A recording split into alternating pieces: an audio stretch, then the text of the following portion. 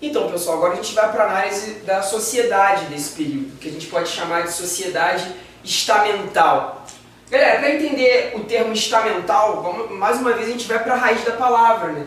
Estamental viria da ideia de estamento, níveis, estratos sociais, que a gente pode também chamar de sociedade estratificada, onde cada nível, cada grupo, de certa forma, irá se manter dentro dele mesmo, não podendo ascender à condição do superior. É isso que a gente pode chamar de sociedade estamental, onde há uma pouquíssima mobilidade social, e aí muitos livros vão trazer a ideia de que não há mobilidade social. Essa, na verdade, é uma visão historiográfica mais antiga, né? O aluno, principalmente que está inteirado para o Enem, tem que estar ligado que, na verdade, novas interpretações vão perceber como determinados grupos conseguem ascender à condição de outros. Vários burgueses, por exemplo, que habitam esse terceiro estado, esse terceiro nível social, que acabam comprando seus títulos de nobreza, o que a gente acabou chamando de nobreza de toga. Então, galera, perceba que a mobilidade ela é pouca. A regra é que o indivíduo que nasceu em determinado estamento, ele não pode ascender à condição de outro. Mas isso, de certa forma, acontece, né, gente? Quando a gente estuda história, estamos lidando com homens e mulheres que estão jogados à sua sorte. Existem regras, mas nem todos vão acabar entrando nesse caso. Existem exceções a essas regras. Galera, vamos tentar analisar cada estamento e qual seria a sua função social nessa nova sociedade europeia. O que estaria acima, o corpo clerical. Muitos livros colocam o rei acima da igreja. Mas, galera, se você pensar bem, né, não é o Papa que dá o direito divino ao rei. Então, como é que pode o rei estar acima dele? De certa forma, ninguém está acima de Deus, como ninguém está acima do seu representante na terra. Então a igreja acaba ocupando o topo dessa sociedade, são chamados de oratores, aqueles que de fato teriam a obrigação de orar para proteger a sua sociedade. Eles rezam. Isso é uma característica que existe desde o período medieval. Como segundo, mas não tão menos importante, temos o corpo nobiliárquico, chamamos de belatores. São aqueles que guerreiam, são aqueles que protegem as suas funções, né, na sociedade. Você percebe, galera, que o nobre ele também é um grupo social que está ligado ao período medieval e continua subsistindo nesse período. E a gente percebe que o papel da nobreza com o passar dos anos, com o passar dos séculos, vai se modernizando, vai se modificando e ela é quase como um camaleão, né? É uma classe que vai se adaptando a cada período histórico, tentando subsistir, tentando sobreviver a ele. No terceiro nível, galera, temos, na verdade, um emaranhado de pessoas, tipos diferentes de indivíduos que vão compor essa classe explorada, os labatores, aqueles que trabalham. O campesinato, o operariado e a burguesia. Falamos do operariado a partir do século XVIII, com a Revolução Industrial. Mas você percebe que todos eles vão ocupar essa classe explorada, essa classe diminuída, e não à toa que é a base da pirâmide social. É aquela que sustenta os dois primeiros estados. Na França você vai perceber isso de maneira clássica, né? Com Wesley, vendo a Revolução Francesa, eles percebem como ela parte daqui. Quando vemos, por exemplo, também as revoluções inglesas, percebemos que elas também partem daqui. Quando vemos os principais processos de independência da América Espanhola, percebemos que também parte desse grupo explorado. É o que a gente vai chamar de elite crioula, que vai estar abaixo dos chamados chapetões. Então perceba, todo o processo de quebra com o antigo regime, ele vai partir quase na sua totalidade desse grupo explorado. Isso é muito clássico nesse período. E aí que você vai perceber o seguinte: duas características importantíssimas dessa sociedade. A hierarquia, ou seja, níveis sociais, por isso o estamento. Cada estamento representa uma hierarquia. E, galera, note a importância da figura masculina, o que a gente pode chamar de sociedade patriarcal. Isso vai existir na Europa de maneira muito forte, como a figura do homem é muito importante, e principalmente também no Brasil, colônia, né? Não é à toa que é o homem que herda a terra, é pelo direito de hereditariedade, não a mulher. Então é uma sociedade muito focada na figura masculina. Então, pessoal, continuando aqui com o absolutismo monárquico, a gente vai ver agora o que nós chamamos de teóricos do absolutismo. Homens da modernidade, ligados aos séculos XIV e XV, principalmente, também alguns ao século XVI, que vão, de certa forma, pensar em como o rei deveria agir e, de certa forma, vão acabar construindo o ideal social do rei naquela sociedade. Muito importante a gente analisar esses teóricos, porque de fato funciona exatamente como um documento, né? Como uma fonte histórica. São homens daquele período escrevendo sobre seu período. Então devemos pensar com sua cabeça para tentar entender como a sociedade daquela época enxergava e construía a figura do rei. O mais importante de todos, né, que grande parte de vocês já deve ter ouvido falar, Niccolò Maquiavel, o italiano, escreveu a célebre obra O Príncipe, que estaria como uma espécie de livro de bons modos, né, de como um rei, de como um príncipe, de como um soberano deveria agir perante a sua sociedade, perante seus súditos. E é dele a frase célebre, né, de que os fins justificam os meios, ou seja, não importa qual caminho eu devo seguir para alcançar o meu objetivo final. Se eu tiver que passar por cima de quem for, se eu tiver que tomar qualquer decisão que seja vista como muito dura, né, como muito, de certa forma, autoritária, eu devo tomar essa decisão, já que o meu fim, né, é um fim que vale a pena. Maquiavel, né, escreve essa obra célebre e é muito importante a gente entender até o contexto em que ele está inserido na Itália. Maquiavel está inserido numa Itália que na verdade não existe ainda, né? A gente fala Itália, mas na verdade a Itália não foi formada nesse período. A Itália só vai ser formada no século XIX, quando a gente tem as unificações. Então a gente percebe o seguinte, galera. Niccolò Maquiavel está escrevendo num território completamente fragmentado, completamente dividido entre si, entre várias repúblicas, a República Romana, a República de Gênova, a República de Veneza, de Florença, e ele acaba escrevendo esse livro pensando em como unificar o poder no seu território.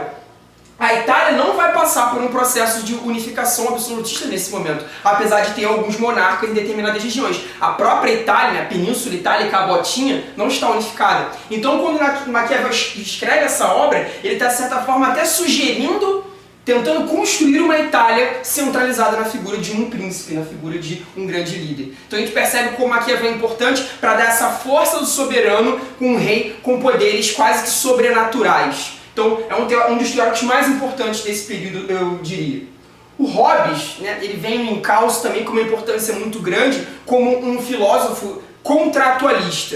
Ele desenvolve a ideia do contrato entre o soberano, entre o rei e os seus súditos. Mas galera, entenda, o contrato, né, não seria um contrato assinado, não seria um documento, e sim um contrato verbal, um contrato subjetivo em que súdito e rei entenderiam cada um seu papel. O súdito, de certa forma, dá o poder ao rei e esse rei teria toda a força para governar. Segundo Hobbes, nós viveríamos numa sociedade em que o homem ele é mau por natureza. Ele seria facilmente corrompido para a linha da maldade. É dele a frase célebre de que o homem é o lobo do homem. Ou seja, o homem ele pode ser a própria desgraça dele mesmo. Então caberia ao rei garantir a pacificação desse homem. Garantir a pacificação do lobo que, de certa forma, curte dar um creu no outro. Então você percebe como Hobbes está pensando numa sociedade que é má por natureza e vai pensar no rei como exatamente um homem que garantiria a pacificação.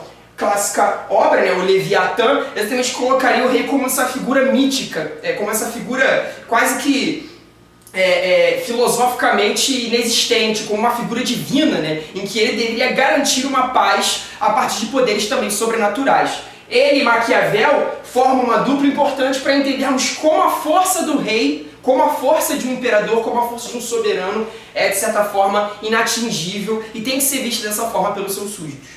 Quando olhamos para Jacques Bossuet, a gente vai ver uma característica primordial para esse período, galera, que é a ideia do direito divino dos reis. A teoria do direito divino na Sagrada Escritura, Bossuet vai pensar no seguinte, que o rei, ele só tem o seu poder, ele só tem a sua coroa, ele só tem, de certa forma, todo o seu poder e toda a sua força, porque Deus deu esse poder. Então, quando você vai contra o rei, você está indo contra Deus, já que, de fato, você percebe que esse foi um poder dado por Deus. Galera, muito interessante a gente pensar esses autores aqui relacionando-os com os do futuro. Quando a gente olha para o século XVIII, a gente percebe o Rousseau. Né? Rousseau ele vai trazer também uma ideia do contrato social, assim como Hobbes, só que o Rousseau vai pensar num outro tipo de contrato, né? Num contrato em que a sociedade acabe tendo mais poder do que o próprio soberano, na medida que a sociedade elegeu esse soberano. O Rousseau já está inserido em outro tipo de sociedade, que não é uma sociedade monárquica, e sim uma sociedade republicana e democrática. democrática, em que de fato o líder só está lá não porque Deus deu o poder a ele, sim porque o povo deu o poder a ele, a partir de que seria uma democracia representativa, em que o líder representa o povo. Aqui não, galera. O Hobbes e o Rousseau estão pensando num líder que representa o poder, que representa a força e que foi escolhido por Deus para desempenhar esse papel. É outro tipo de sociedade. A gente tem que tentar estabelecer de maneira muito sólida essas diferenças, galera, entre uma política absolutista e a política que virá posteriormente com o liberalismo, tá ok? São marcas muito profundas desse período. Jean Bodin, com a República, vai pensar em um poder real que não pode ser compartilhado com outros indivíduos. À medida, por exemplo, pensar na Itália nesse período, né?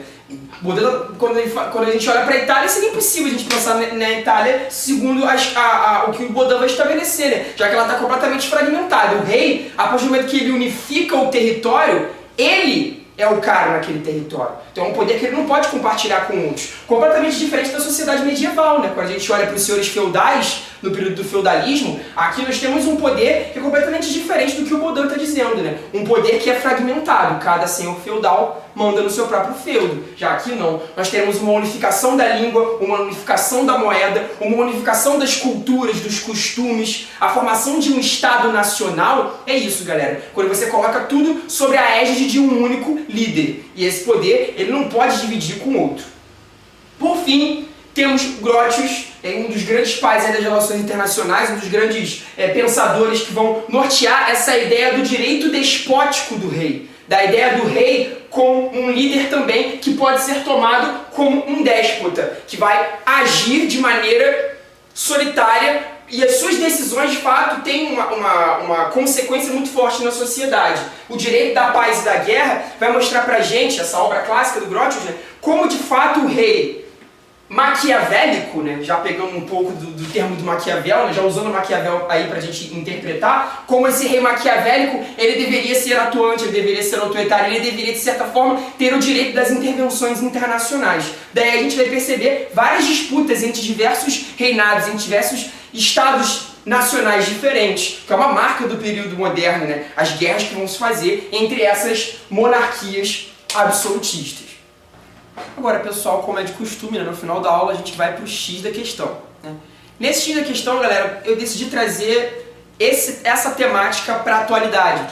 Uma questão que é muito importante para a gente, para o UERJ, para o Enem, né? E até para os exames militares também, que tentam uma modernização dos temas. A gente vai perceber o seguinte, galera, quando olhamos para a ideia de monarquia atualmente, ela ainda é presente de alguma forma, né? Mas como assim, Gabriel? Então a gente ainda temos regimes de reis? Sim.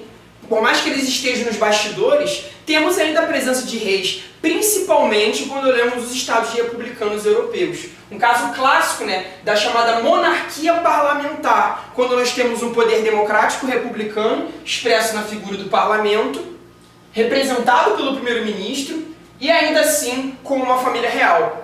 A Inglaterra, né, gente, com Elizabeth II, a gente percebe como na Inglaterra, por mais que a gente tenha tido as revoluções inglesas, passado por todo um processo de transformação da tomada da burguesia aí na Idade Moderna e na Idade Contemporânea, a consolidação de um regime presidencialista e mais à frente a consolidação de um regime parlamentarista na Inglaterra, a gente percebe como a figura do rei continuou presente, não apenas na Inglaterra, diga-se de passagem, né? Escócia, Holanda, Espanha, Portugal, todos esses grandes estados europeus que se formaram lá nos séculos XIV e XV, a partir do regime de reis, continua de certa forma mantendo isso. A gente olha, por exemplo, para as revoluções inglesas, por mais que a burguesia tenha tomado o poder, continuamos com o regime monárquico. Continuamos com a monarquia parlamentar na Inglaterra, um exemplo clássico disso, né? Na França, a mesma coisa, o iniciozinho do processo da Revolução Francesa, que você vai ver com o professor Wesley, mostra como a figura do rei continuou sendo mantida, mesmo com a burguesia no poder, né? Por mais que depois houvesse uma radicalização desse movimento.